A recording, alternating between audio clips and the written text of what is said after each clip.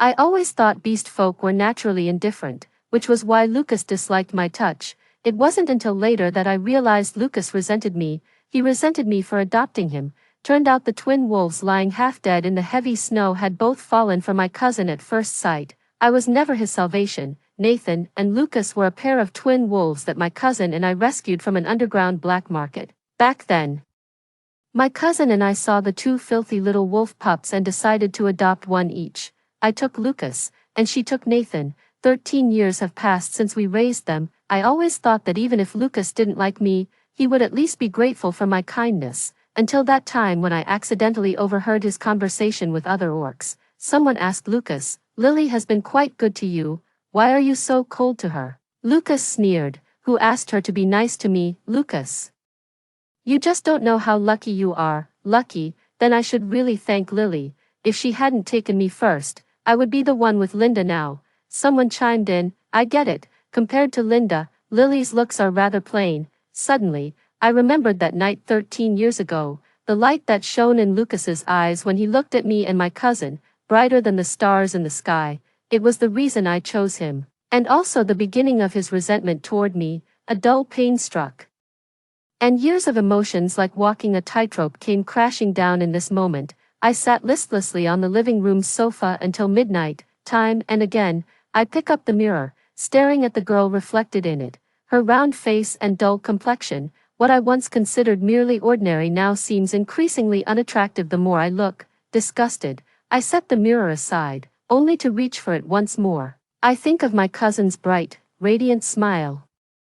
My head droops as I let myself be engulfed by waves of self-doubt. The sound of the door opening echoed. Lucas walked in reeking of alcohol, giving me only a brief glance before turning to head into the bedroom. I wiped my tears with the back of my hand, stood up, and for the first time grabbed his tail, only for my hand to be immediately slapped away by Lucas. He took a step back, his voice icy, "Don't touch me." Just like his reaction the first time I wanted to touch his wolf ears. I thought it was aloofness from his indifferent nature, but in reality, it was just his disgust. Even though I picked Lucas up and took care of him diligently for 13 years, I couldn't help but laugh at myself mockingly. So, it turns out that those who aren't beautiful don't even deserve to have their sincerity taken seriously by others. I don't know when the tears fell to the ground, but when I looked up again, I was the only one left in the living room. Tears fell like broken strings of beads, dripping incessantly. A vast, silent despair enveloped me. I couldn't help but recall the school carnivals that were frequently organized before. "I'll find Lucas in the yard with a big pot of beef. Lucas, can you come with me to the school fair this time?" Lucas poked his head out of the pool. "No, but so many people are bringing their families beast men." "No, if you want to bring someone, you can adopt a new beast man." So I always went to the fair alone. Back then, I stood in the corner, watching Nathan, who wore the same face as Lucas, smile with extraordinary gentleness. Nathan rubbed my cousin's head and asked her, "Linda, do you want that teddy bear plushie?" My cousin nodded with a smile, standing on tiptoe to touch Nathan's wolf ears, and he would always bend down to make it easier for her. I was peeking like a thief, yearning for my cousin's life, afraid of being discovered. But one time, Andy and his little gang pushed me to the ground. At that moment, I was panicked. Andy's voice was dripping with sarcasm. "Oh, isn't this our class's top student, Lily? Why isn't your little beast man coming out with you?" His lackey chimed in, "Lily's orc and Linda's are twin wolves, but the older brother ended up with a stunning beauty while the younger one got stuck with a moon face. If it were me, I wouldn't show up either." I refused to take it lying down, gritting my teeth. I stood up and swung at Andy's lackey's face. After I knocked Andy's lackey to the ground, Andy lunged at me to fight, but I pinned him down and pummeled him too. The end result, I got my parents called in. I thought my mom would take my side, yet she complained right in front of the teacher and Andy. "Honestly, what were you thinking? Your classmate wasn't wrong. Why did you have to hit them?" I tugged at my mom's sleeve and whispered, "Mom," but she acted as if she didn't hear me and continued. "You're not even pretty, and your temper is awful. Even raising a beast man, you can't keep their heart. How did I end up with such a bookworm? Sometimes, I wish my daughter were more like Linda." I don't know how I ran out of the office. I only remember crying all night in the park, and when I went back, I was greeted by my father's slap, and those words, I really regret having a thing like you. I sat in the living room all night. When the first ray of sunlight came in, I instinctively flinched. Only when I curled up in my dimly lit bedroom did I feel a trace of peace. Closing my eyes and falling into a deep sleep, my reversed sleep schedule left my mind blank when I woke. After a moment of delusion, I was once again shrouded in endless self-doubt and loneliness. I pushed the door open and stepped outside, only to realize it was dusk. Lucas had left, but his presence lingered everywhere in the room. I casually ate a bowl of noodles and packed up all my belongings in the room. Truth be told, there wasn't much that belonged to me. After I got into university at 18, I fled from my home, and fearing that my parents wouldn't treat Lucas well, I took him with me. Lucas always had that attitude, neither accepting nor refusing. Of course, it's not entirely accurate to say that. He would refuse my touch, my hugs. At my poorest, I could only afford to rent a single room. He slept on the bed, and I slept on the sofa. Lucas, standing over 6 feet tall, kept bumping his head when entering and exiting the cramped rental, so I worked day and night to earn enough for a modest 3-bedroom apartment. I thought Lucas was all I had left. Even if he was a bit distant, he was still the little wolf I'd picked up and brought home. Love often feels like a debt unpaid, so I bought him countless things. It never crossed my mind that he never wanted this love to begin with. I decided to let him have his way. After packing my luggage, I tightened my mask before stepping out of the home I shared with Lucas. The streetlights were on. I parked my car haphazardly by the roadside and got out to wander aimlessly. I enjoy walking, and so does Lucas, but he never liked walking with me. Only when my cousin brought Nathan along would he accompany me. I should have noticed it earlier. Lucas's usually drooping tail would only wag excitedly in circles at that time. I thought he just missed Nathan too much. A honk pulled me back from my memories. I looked up in bewilderment, only to see other beast men coming to pick up their masters. It was a warmth I had never experienced before. I stood there alone, like a clown watching a performance. The next morning, when the staff confirmed for the 3rd time whether I wanted to terminate my relationship with Lucas, I still nodded. Humans unilaterally terminating the adoption relationship with orcs requires financial compensation, so I left that small 3-bedroom apartment to him. When the lady at the office handed me the termination of relationship certificate, she asked again, "Ms. Lily, would you like to personally deliver this to Mr. Lucas, or should we forward it for you?" I took out the letter I had written and revised all night. "Please forward it for me. And I'd also appreciate it if you could give this to him as well." The letter contained only 2 sentences. "Sorry, Lucas, I took you away without your consent, so this time, I'm giving you back your freedom." I walked out of the Orc Affairs office and drove away from the city. My new life will be in a place facing the sea, waiting for the warmth of spring and the blooming of flowers. Since my new job is as a lecturer at a coastal university, I rented a small seaside courtyard in that city. The evening sea breeze carried a briny scent as I strolled along the shore wearing a mask, the orange sunset perfectly painting the sky. I took a photo and instinctively opened the chat window with Lucas. Scrolling up, all I saw were my own one-sided messages. There are the cute figurines I shared, the strange clouds on the horizon, the growth of a single flower. He rarely replied to me. A single curt, was all I got. The last record stopped on the day I heard him reveal the truth. I asked him, "Where are you? I'll come pick you up and take you home." He still didn't reply to me. He must have received the termination of relationship certificate long ago, right? Yet he couldn't even be bothered to say goodbye. Only a heart remains, densely covered in sour bitterness. I thought about it and felt that a new life shouldn't be entangled with old matters, so I changed my SIM card and created new social media accounts. Tonight is truly hard to sleep through, the night cool as water.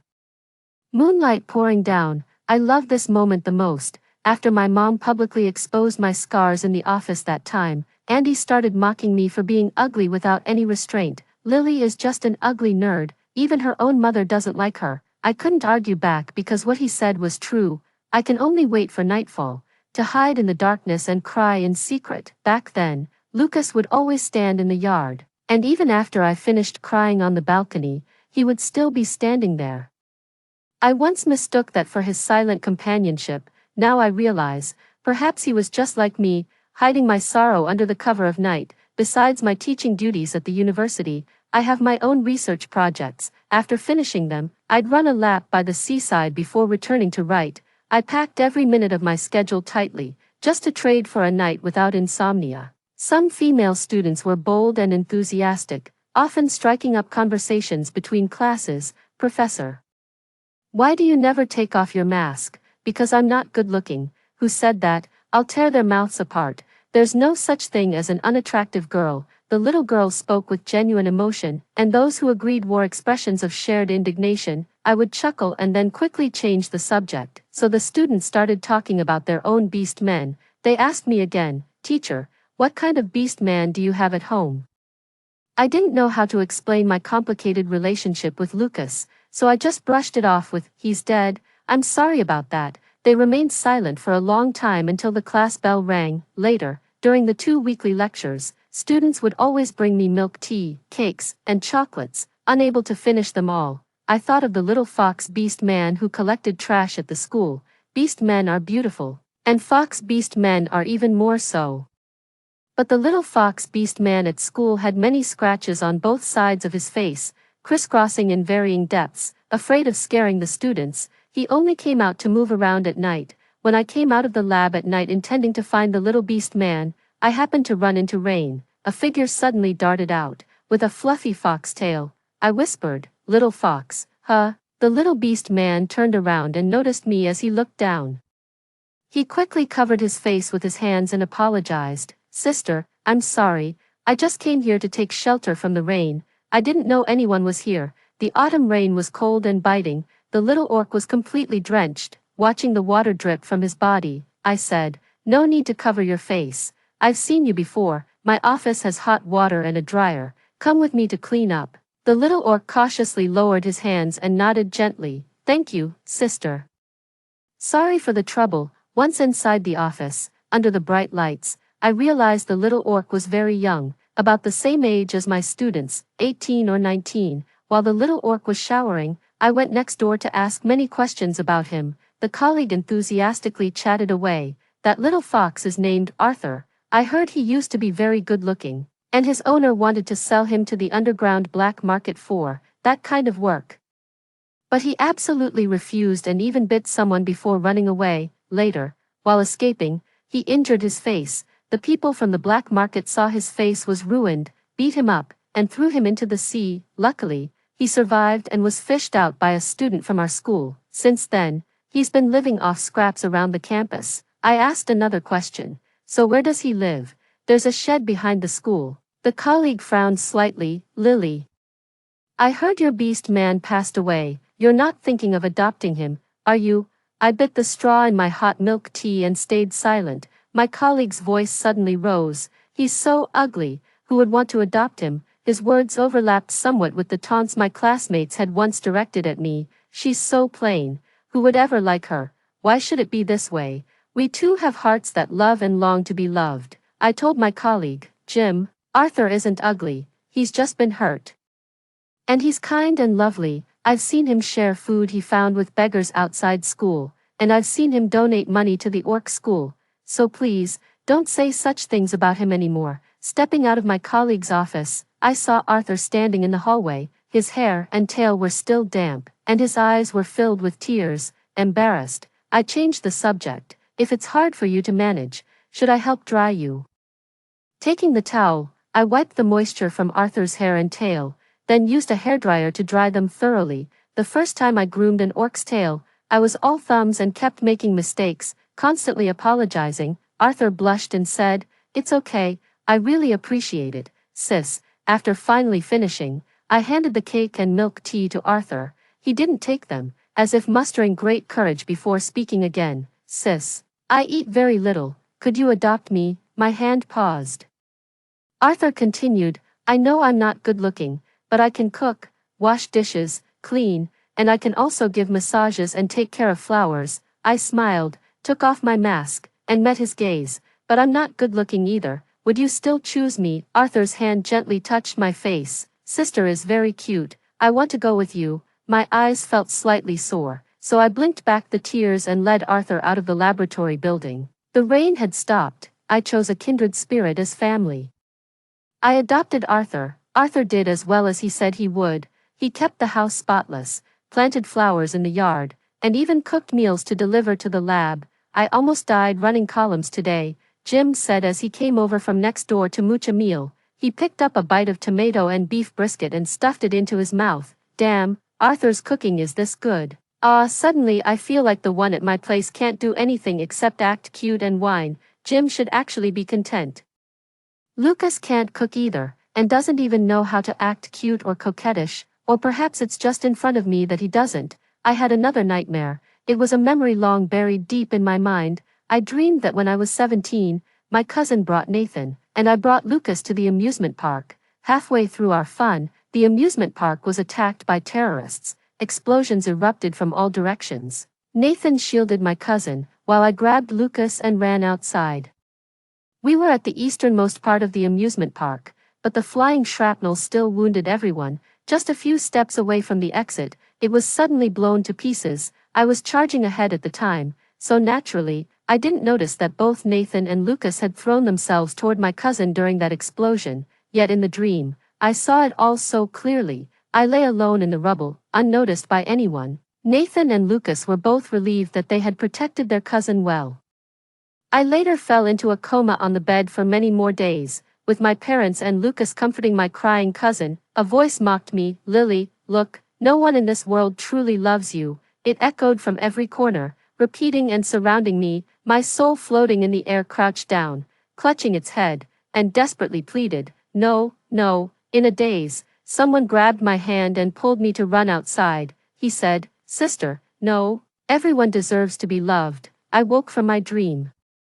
And the first thing I saw was Arthur, sitting by the bed anxiously wiping the sweat from my forehead. Seeing me awake, he finally let out a sigh of relief, but my tears betrayed me, streaming down as I sobbed. "Arthur, can you hold me?" Arthur climbed onto the bed and pulled me into his embrace. I pour out my emotions like a child. Arthur pats my back and comforts me in a low voice. I don't have to worry about him saying, "Get lost. Don't bother me," like my dad would.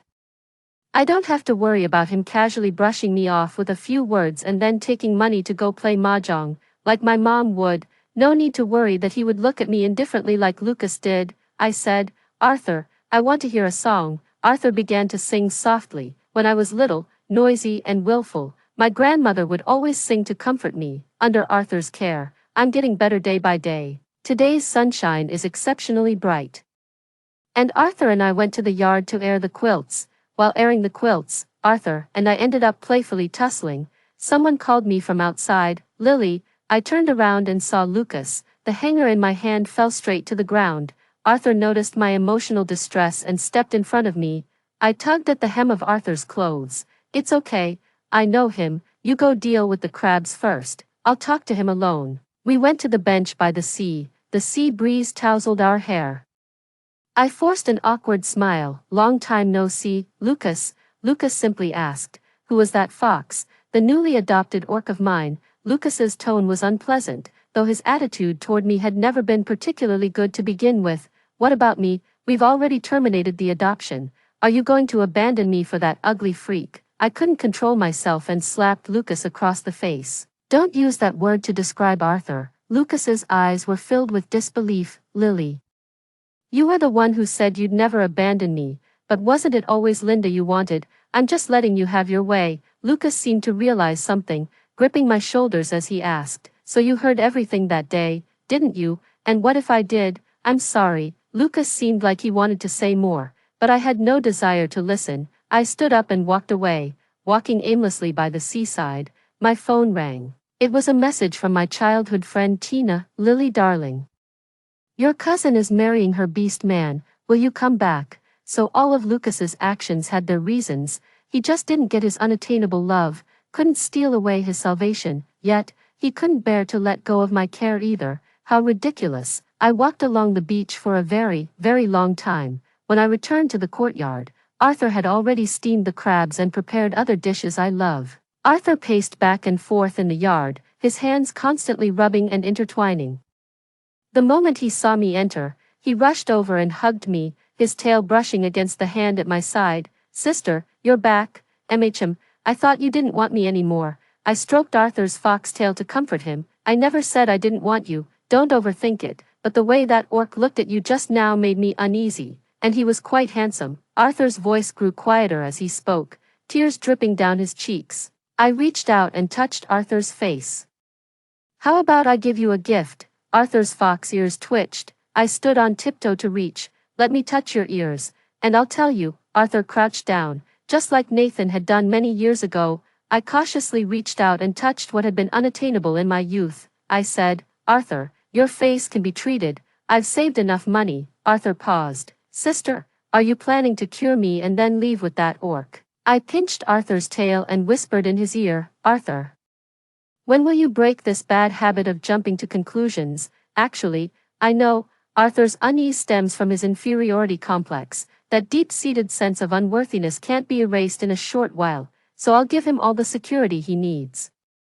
Arthur suddenly lowered his head and licked my neck for the first time, unaccustomed. I pushed him away. Why do you canines always like licking people? Sister, has he licked you too? Arthur's hands clenched and then relaxed, as if he had calmed himself before speaking again. It's fine, as long as I'm the one by your side now.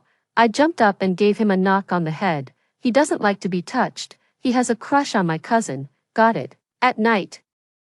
Arthur knocked on my bedroom door with a pillow in his arms. Sis, can I sleep with you? I didn't refuse. The fox tail is warm, and the fox beast man is warm too. Wrapped in it, I forgot all the resentment and struggles of my past life. I didn't attend my cousin's wedding, just asked Tina to deliver the gift. Lucas's appearance seemed like just my illusion. Fortunately, Arthur's surgery was very successful. Looking at his face, I roughly understood why his previous owner wanted to sell him into the special industry. He truly possesses that kind of charm, with captivating peach blossom eyes, a high nose bridge, and rosy lips. The stunning beauty once hidden by scars has now returned in full glory. But if he's too good-looking, it would make me seem unworthy of him. Arthur looked at me with a hint of frustration and timidly asked, Sister, what's wrong? Am I not good-looking enough? Do you not like me? I rubbed his ears and said, No, you're very good-looking. After Arthur was discharged from the hospital, he still brought me meals. As for Jim, our relationship had progressed to the point where he would pay for meals and have Arthur bring me a portion. There are still some students in the office today, and they came to ask if they could join my research group. So as soon as Arthur walked in, he was surrounded by a crowd. After Arthur left shyly, Jim was the first to speak. Damn. Is this the same Arthur from before? He's ridiculously good-looking. Following the teacher's lead, the students quickly joined in the conversation. Miss Lily has such sharp eyes. Absolutely, absolutely. Ha ha ha ha. Has no one put themselves in Arthur's shoes, being taken in and saved at his lowest point? I'd swear my life to Miss Lily too if I were him. Exactly. Both the adoption process and the surgery must have cost a fortune. Wow, that's so sweet. I cleared my throat lightly outside the door, and the students immediately forced the conversation to shift to the progress of the project. When I got off work, Arthur was waiting downstairs in his car. Arthur no longer kept his head bowed. He would laugh. When he laughed, I always felt like the light and shadows spun around his face, then spun into my heart, and I grew increasingly silent. I never thought I'd meet Andy again. He just started a small company and came to our school to take advantage of the autumn recruitment wave, hoping to poach a few good students. Arthur happened to walk with me to work that day. Andy looked him up and down, then glanced at me several times. Oh, isn't this an old classmate? Got a new beast man? What, did Lucas dump you because he didn't like you? I didn't want to say much to Andy, so I pulled Arthur away to avoid him. Andy leaned in close to Arthur and said, Such a pretty little fox, must be ashamed to be stuck with Lily, huh? Arthur shoved him away. Please don't maliciously speculate about other people's relationships. I adore my sister, thank you very much. But Andy didn't stop his venomous words. What do you mean, malicious speculation? Even Lily's own mother doesn't like her, says she's not pretty, that she's inferior to Linda in every way. Lily herself knows to hide that ugly face behind a mask. What could you possibly see in her? I bet you're just after her money. As the crowd of onlookers grew, I felt as though I'd been stripped naked and put on trial before everyone, but the next second, Arthur's fist struck Andy in the face, knocking him to the ground with a single punch. The voice carried suppressed anger. I said I like my sister, can't you understand? Arthur's fist landed heavily on Andy's face. Just like my first struggle against appearance discrimination many years ago, but my mother scolded me. So I question myself, are unattractive people just supposed to accept this kind of mockery? I try to reconcile with myself time and again, only to be dragged back into this trial of appearance, drowning and struggling in the sea of inferiority. Suddenly, a soft little hand gripped me tightly. What the hell are you talking about? You think you're some kind of prize, you motherless bastard. You're nothing special yourself. Yet here you are judging others. More and more voices rose around us. Oh my God, body shaming, this guy's a total idiot. What does someone else's appearance have to do with him? Probably just jealous because the teacher is way more talented than he'll ever be. Looks like a sore loser to me. I have a say in this. I happened to see Miss Lily's real appearance in the lab, and she looks like a cute girl next door type. Not ugly at all. Me too, Miss Lily taught me. She's super nice and even buys snacks for students. Great personality, great figure. Great vibe. This guy is just spreading pure lies. Girls, this has nothing to do with Miss Lily's actual appearance. Back to the point. Making rude comments about someone's looks with such nasty language. This guy is just morally bankrupt. Stop discussing it. Someone get a guy to break it up. If Arthur ends up beating this jerk to death, it won't look good for Arthur. The boys finally snapped out of it and rushed forward, using the excuse of breaking up the fight to viciously kick Andy.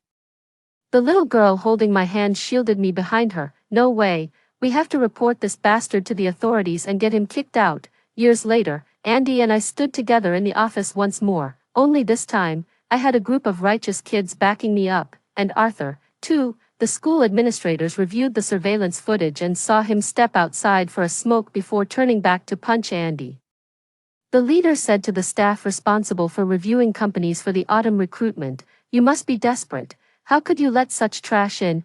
Revoke his eligibility and ban all companies affiliated with our school from working with him. Get him out." Andy's ingratiating expression suddenly twisted. "How dare you revoke my eligibility and even hit me? I'll sue you." The leader glanced at him coldly. "Because I'm the head of this autumn recruitment and the vice president of this school. And our school has one of the top 3 law departments in the country, with a legal team that has never lost a case." With that, the leader turned and left, tossing back a remark, "Feel free to sue." I wiped away my tears and came back to life amidst the kindness around me. At night, Arthur and I sat on the beach. The waves came crashing in, rising to our ankles before retreating back to the sea. I looked up at the star-filled sky. Then turned my face to glance at Arthur beside me. He happened to be looking at me too. I said, "Thank you, Arthur." Arthur pulled me close and kissed me. He kissed me for a long, long time. As the soft touch faded, Arthur still didn't let go, his eyes overflowing with tenderness as he gazed at me. He said, "Sister, I'm sorry I couldn't be there to protect you since childhood. It's not too late to meet now." Arthur produced a jewelry box from behind his back. "Happy birthday, sister." I opened it to find a beautiful pearl necklace. "Where did you get so much money?" "You gave me plenty of money, and I invested the extra to earn this." "You're such a clever little thing. I can earn money, cook, and take care of the house, so would you give me a chance, sister?" Arthur leaned closer, his warm breath brushing against my neck as he continued, "Sister, I like you. Can you give me a chance to be with you?" I was stunned. "Huh? I thought we were already together the day I agreed to sleep with you." That night, the little fox held me tightly, tirelessly licking his beloved, his tail wagging so fast behind him it nearly turned into a propeller. After Arthur and I confirmed our relationship, he handed over all his savings to me at once. I looked at the vault that was almost as much as my savings. I gritted my teeth and bought the small courtyard. I finally took off my mask in class, and the students cheered and screamed, with some boys whistling to liven up the atmosphere. "Miss Lily is the most beautiful. Life is getting better day by day." But then I ran into Lucas again. Lucas was waiting for me at the entrance of the lab building. The moment I approached, Lucas handed me a bracelet that had been out of stock for a long time. It was the same style my cousin wore during our senior year of high school, a birthday gift from Nathan to her. Back then, I stared at that bracelet for a long time. I said to Lucas, "Lucas, could you also give me a birthday present? It doesn't have to cost anything.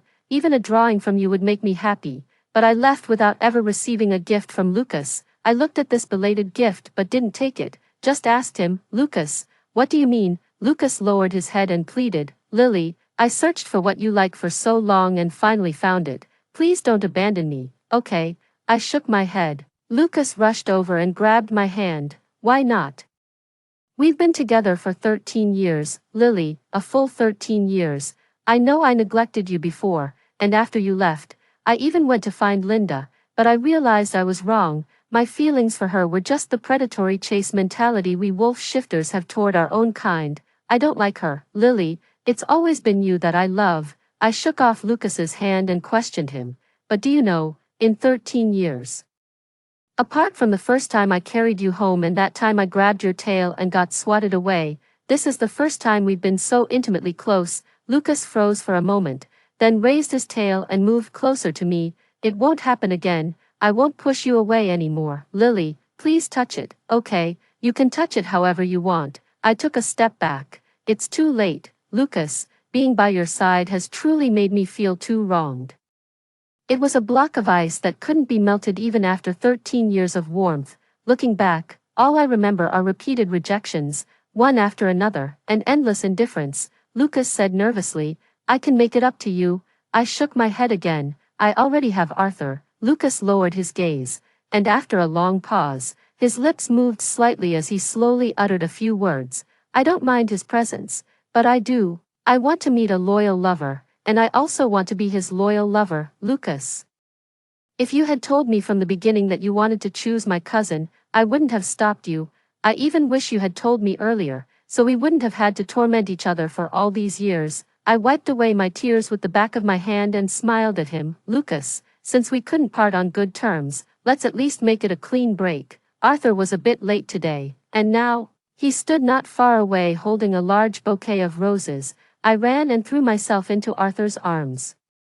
Let's go. Lucas followed us the whole way. Arthur asked me, Sis, why is he making you sad again? No, it's just a goodbye. Lucas stood outside the hospital for 3 days and 3 nights. I contacted Nathan and had him forcibly take his brother away. After being injected with a sedative, Lucas struggled to say his last words. Brother, please don't separate me from Lily. Nathan also tried to persuade me. Lucas truly loves you. That bracelet he gave you, he spent a long time learning how to make it by hand. I couldn't help but laugh bitterly. Haven't I made enough things for him with my own hands? But has Lucas ever cherished any of them? As Nathan left, he sighed. How did things come to this? But some things and some people, once missed, are gone forever. After contacting Nathan, I was actually prepared to be found by my family. But I didn't expect the call to come so early. One late night, I was half asleep when a ringing sound startled me awake, and I kicked Arthur. Didn't I tell you to turn off the ringer before bed? Arthur let go of me, grabbed his phone, and shoved it into my hand. Sis, it's your phone. I cleared my throat lightly to mask my embarrassment and answered the call. There was a long silence on the other end of the phone. After asking a few times with no response and about to hang up, a male voice finally came through. Is this Lily? It was the voice that had accompanied the first 18 years of my life. My hands were trembling slightly, but the warmth of Arthur's body pressed close behind me silently reassured me. Don't be afraid, I'm here, I said to the person on the other end of the phone. Dad, if there's something, just say it directly. A sigh came from the other side. Your mother had a cerebral hemorrhage and is about to pass. She wants to see you one last time. I could never bring myself to forgive my mother.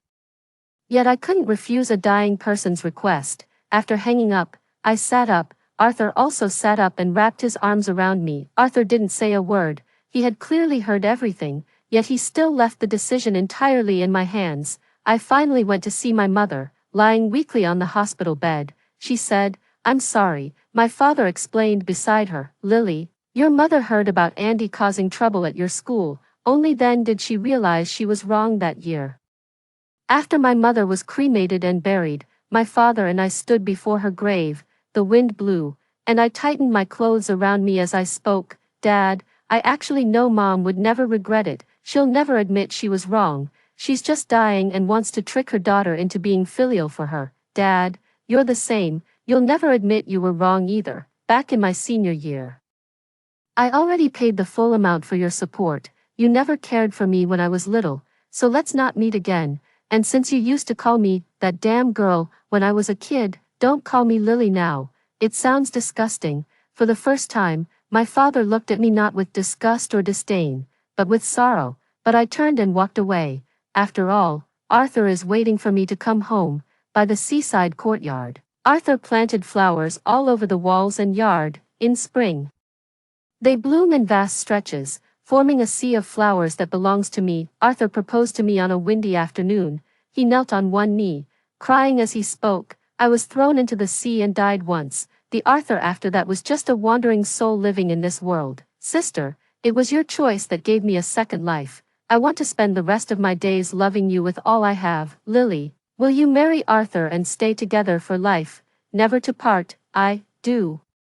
The ring was placed on the middle finger of her left hand. I had walked alone for a very, very long time in the wounds the world had inflicted upon me. Later, I met the light, and Arthur was the brightest beam among them. After marrying Arthur, many people would say to me with emotion, they say loving someone is like tending to flowers. Arthur has truly nurtured you well. I can literally see you becoming more and more beautiful. Whenever Arthur hears this, he would hold my hand and say, Lily tended to me first. Later, Arthur secretly wrote a story based on me and him. I discovered it by chance, so I bought a copy and left it in the office to read. On the last page of the book, he wrote, although I deeply hope everyone only experiences the warmth of the world, yet, on the path of growth, everyone inevitably encounters malice. I hope that after the pain, everyone can embrace a brilliant new beginning. And I also hope that everyone struggling with appearance anxiety can stand tall with confidence. Everyone has their own strengths. You are worthy of love. After hearing the story above, what are your thoughts? Feel free to share your opinions in the comments section. Looking forward to hearing from you. If you liked this story, don't forget to like it, share it, and subscribe to my channel. See you next time.